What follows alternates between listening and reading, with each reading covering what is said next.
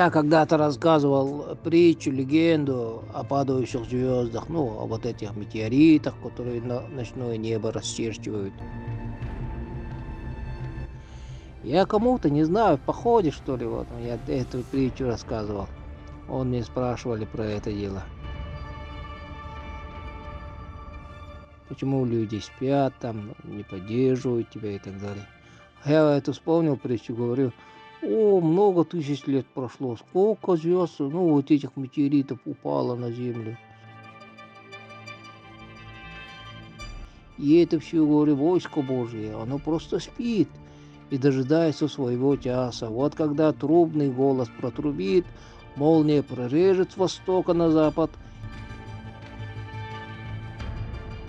и все вот эти спящие ангелы мои воинства Божие проснутся и вольются в мой небесный легион.